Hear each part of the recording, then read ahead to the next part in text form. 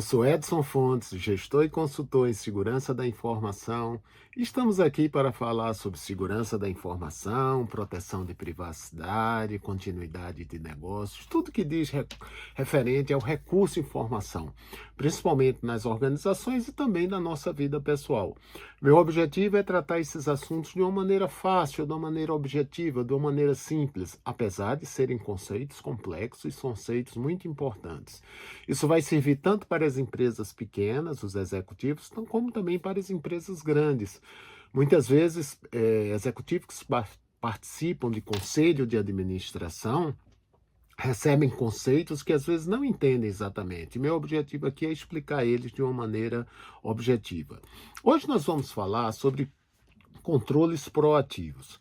Recentemente, tem acontecido muitos casos de fraudes, muitos casos de ações de criminosos. Na realidade, isso tem acontecido sempre e aqui para nós vai continuar acontecendo, principalmente agora com a inteligência artificial. A inteligência artificial é uma técnica excelente para a proteção da empresa, mas ela também serve para ataque de criminosos.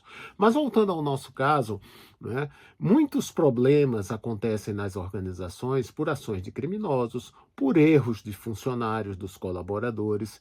Inclusive, a maioria dos problemas que acontecem nas organizações acontecem por causa de erros, né?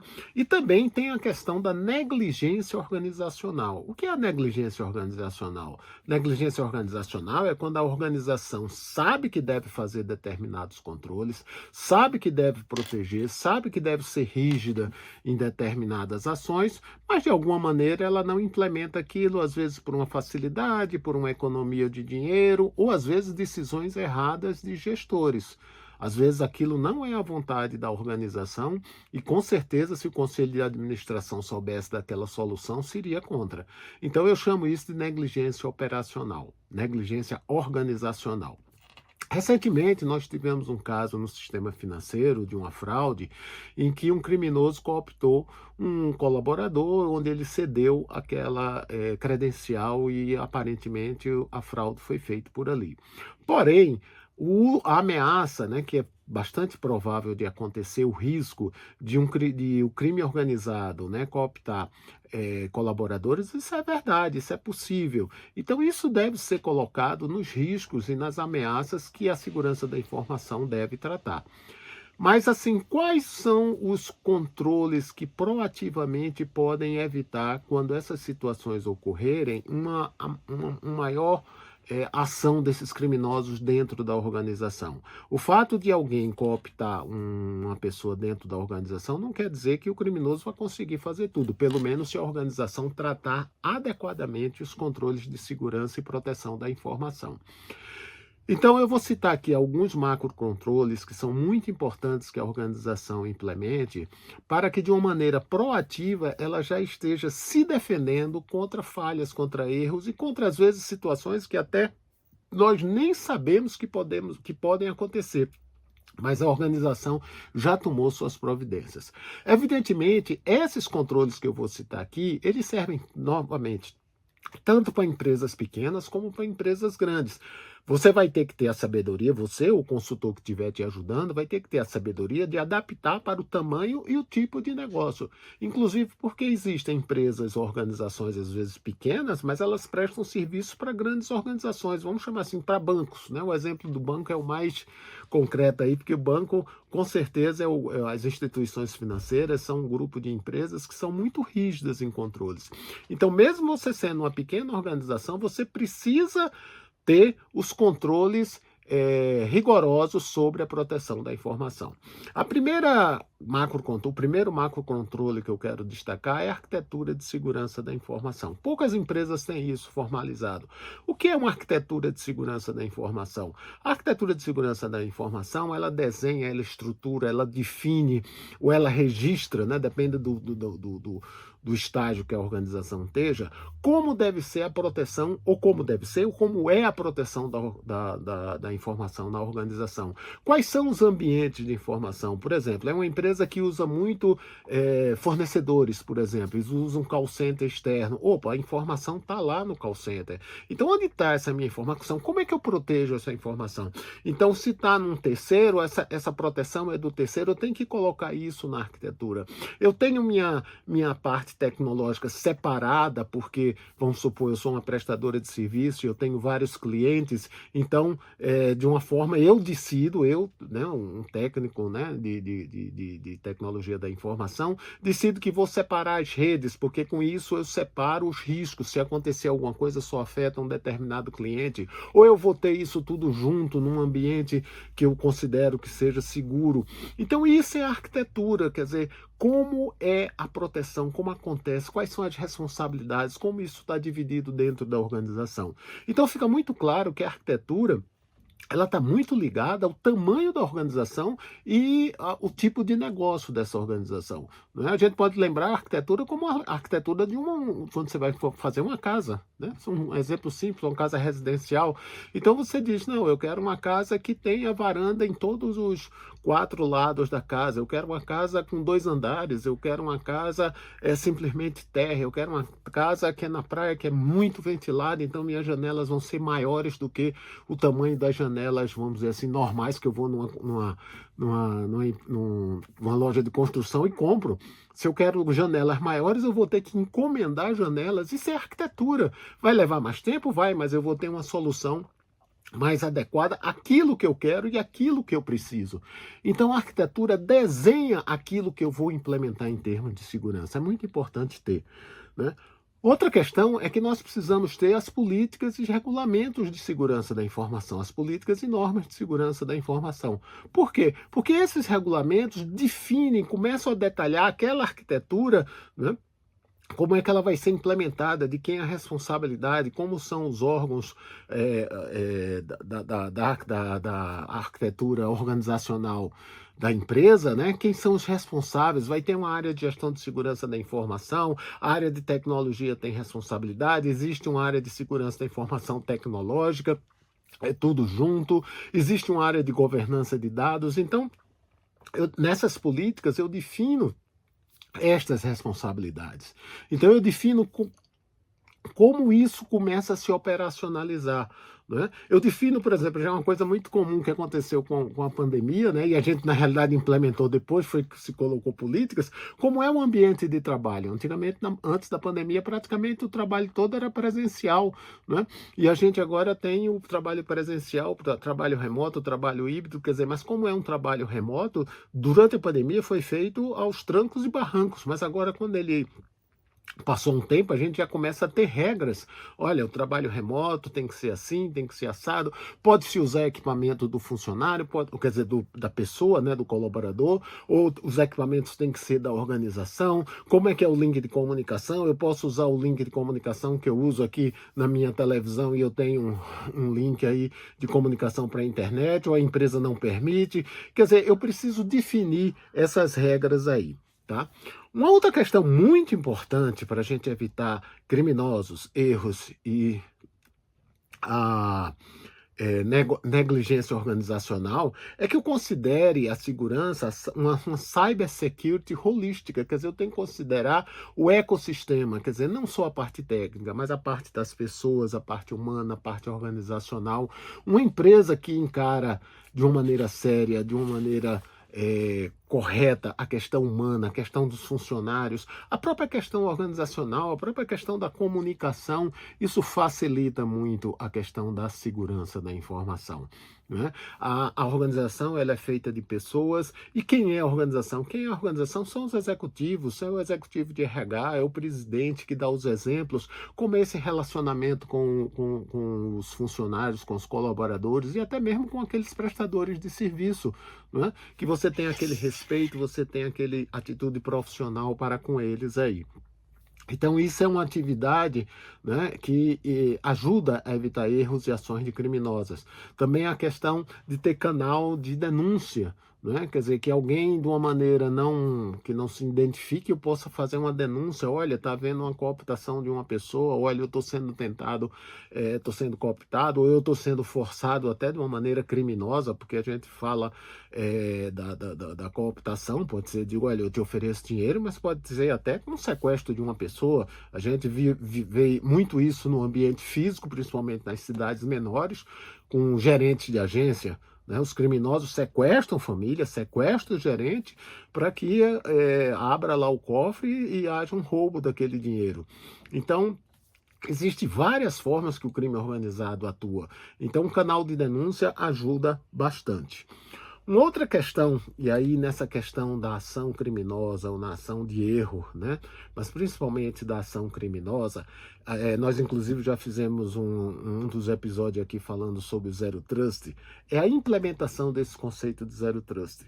Então, apenas destacando qual é a grande diferença da abordagem tradicional para a abordagem Zero Trust, é o seguinte, a abordagem tradicional, a gente autentica a pessoa uma vez e a gente acredita nela pro resto da vida, digamos assim. O Zero Trust é nenhuma confiança, validação sempre. Então, assim, ao tradicional eu sempre dou o exemplo como se fosse aquele castelo onde tem aqueles jacarés ao redor, só tem aquela ponte. Então, na medida que você passou na ponte, se autenticou, a partir dali você está válido para o castelo como um todo. O Zero Trust você entrou no castelo, mas cada sala do castelo que você vai entrando, você tem que se autenticar novamente, você tem que se identificar novamente, tá? Então, isso garante que se por acaso alguém conseguiu passar uma determinada barreira, ele vai ser impedido na próxima, tá? Ou então até naquela mesma barreira, mas no outro momento, tá? Então o Zero Trust, ele verifica sempre, né? É a questão da não acreditar, né? Acredita naquela hora, mas novamente valida sempre aí, tá? Uma outra questão é a gestão dos controles, né? Então, muitas vezes, as organizações, e eu diria até que na grande maioria das vezes, talvez excluindo as instituições financeiras, mas a grande maioria das organizações, elas têm muitos controles, mas elas não têm gestão de controles. Qual é a diferença de ter o controle e gestão de controles? O controle é aquela execução, por exemplo, uma execução de um teste de invasão. Isso é um controle. A execução de uma verificação de senha e de uma autenticação. Isso é um controle. A gestão do controle, naquele exemplo do teste de invasão, é a gente dizer, olha, peraí, houve um teste de invasão? Houve. O que foi feito do resultado? Aquelas vulnerabilidades que foram apresentadas foram corrigidas? Foi feito um relatório? Quando é que vai ser feito o próximo teste? Quando é que a gente vai garantir novamente? Tá? Então, quer dizer, quem é responsável por isso? Quem fica organizando essa questão dos testes de invasão? Como é que eu garanto que eu estou aprendendo com as vulnerabilidades que foram apresentadas no teste de invasão? Então, isso é gestão de controles. Na questão do acesso, como eu dei o exemplo, é o seguinte, olha, a gente controla o acesso, lógico, controla, Edson. A gente tem a identificação da pessoa e a gente tem a validação pela senha? Tem, tá? Mas a gente, por exemplo, verifica periodicamente se aquela pessoa tem os acessos exatamente aquilo que ela precisa, né? Se aquela pessoa sair da organização, se aquele colaborador sair da organização, aquele acesso vai ser cortado? Vai, mas a gente verifica isso, né? Mesmo que a gente tenha um processo adequado, mas a gente de tempo em tempo faz uma verificação se não houve um erro, se tem alguém que deveria ter sido cortado, foi cortado. Isso é gestão de controles, tá? Quem é responsável por isso? Como é que eu tenho uma evidência que todas as pessoas que saíram da organização tiveram seus acessos cortados? Então isso é uma gestão de controles aí, tá? Uma outra questão que a empresa precisa fazer é avaliar os riscos, né? Fazer uma gestão de risco. Então, por exemplo, isso que eu falei no início desse episódio aqui agora, de que um criminoso pode tentar acessar o ambiente de tecnologia da organização, seja por questões técnicas, ou seja, cooptando um funcionário, ou seja, fazendo engenharia social, né? Engenharia social é aquele quando você consegue informações sem usar, digamos assim, a violência ou sem usar o suborno, né? Você pode fazer isso, você pode fazer com suborno, você pode fazer com violência, mas eu tenho que avaliar esse risco dessa ameaça se concretizar. Então, se existe essa ameaça de um criminoso fazer uma determinada ação contra um colaborador, o que é que eu estou fazendo? Quais são as ações que eu tento evitar essa situação de risco? Como é que eu minimizo o risco dessa situação? Então eu tenho que fazer uma gestão de risco, eu tenho que pensar antecipadamente. Uma das grandes questões que o criminoso às vezes leva vantagem é que ele nos pega de surpresa, né? Então a gente tem que pensar antes em praticamente todas as situações que podem acontecer dentro de uma situação, dentro de um determinado contexto. Evidentemente a gente não vai conseguir fazer tudo, até porque a gente não sabe todas as situações que podem acontecer, mas nós podemos fazer uma gestão de risco naquelas situações que nós conhecemos. Então, uma ação de criminoso via uma cooptação de funcionário, ou via uma engenharia social, ou via uma ação forte aí criminosa de um sequestro de alguma coisa, isso é possível? Então nós podemos fazer uma avaliação de risco aí, tá?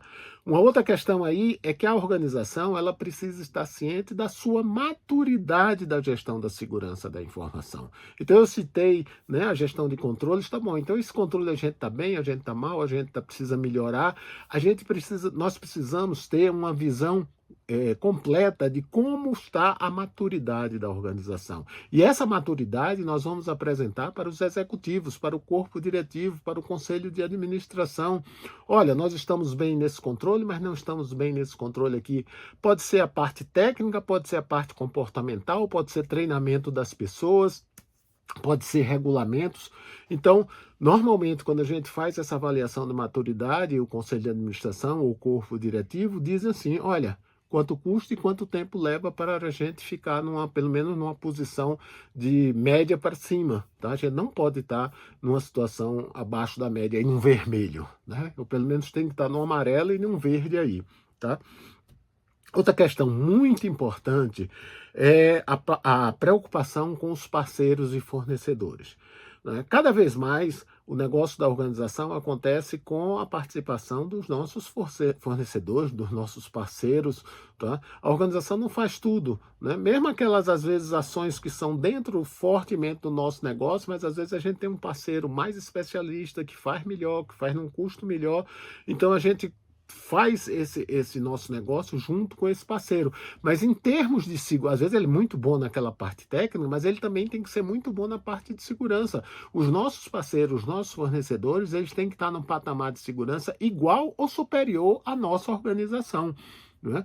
Então, tudo aquilo que a gente está dizendo aqui, esse parceiro tem. Uma outra coisa que o parceiro também deve seguir, que nós temos que ter, é a questão da segregação de função.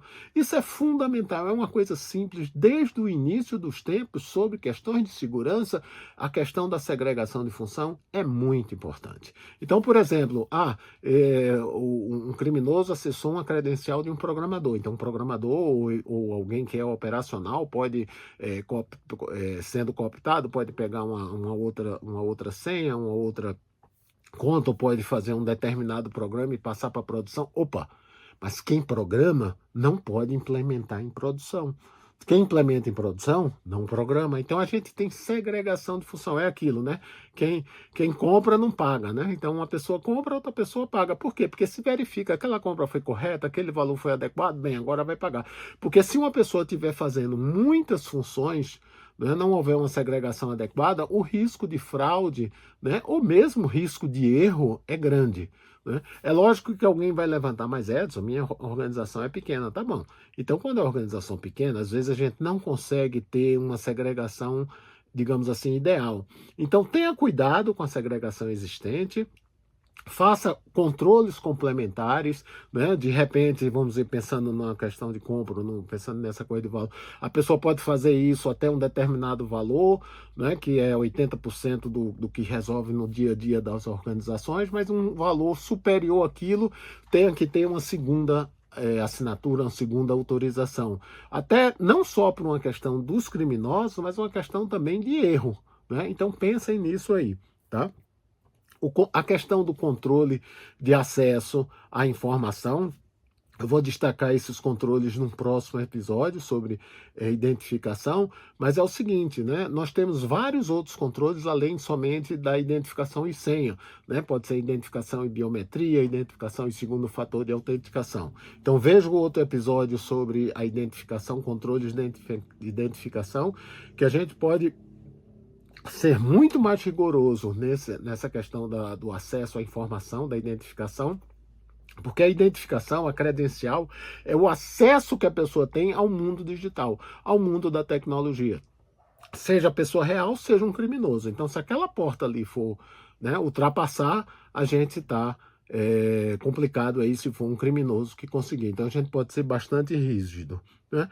E aí, terminando, eu sempre chamo a atenção, né? Uma organização com um ambiente sadio, né, de relacionamento entre os executivos e as pessoas, independente do nível hierárquico, é muito importante, né? Então, quando você tem um clima organizacional bom na sua organização, isso faz com que as pessoas aceitem os controles, queiram implementar controles, queiram cumprir, tá? E outra coisa, elas estão mais predispostas a evitar erros e evitar ações de criminosos para situações que não foram previstos. Tenha certeza, tudo que eu disse aqui, políticas, controles, arquitetura, essa coisa toda, a gente vai conseguir estimar talvez 90% do que pode acontecer, de como deve ser, mas vai ter sempre um percentual de coisas que a gente não sabe, né? Agora, com a inteligência artificial, os criminosos estão usando inteligência artificial e de repente vai ter uma situação que a gente não preveu, né? Então, a pessoa, o colaborador, se ele tiver num ambiente sadio, a questão de ele negar alguma coisa, ele não fica com medo, diz, puxa, mas quem está me pedindo isso é o presidente, eu estou negando, porque eu estou achando que talvez não seja o presidente que esteja fazendo essa solicitação, seja um criminoso ou seja um robô de inteligência artificial. Mas se por acaso foi o presidente de verdade e eu neguei, eu não vou ser punido por isso, porque, puxa, eu tive uma ação proativa. Tá? Então, quer dizer, onde existe um clima organizacional positivo, um clima organizacional de construção de todos e compreensão, a segurança da informação acontece de uma maneira mais saudável. Eu sou Edson Fontes, gestor e consultor de segurança da informação, e nós estamos aqui falando esse tema de uma maneira simples, objetiva, para que você entenda e você possa implementar na sua organização. Até a próxima.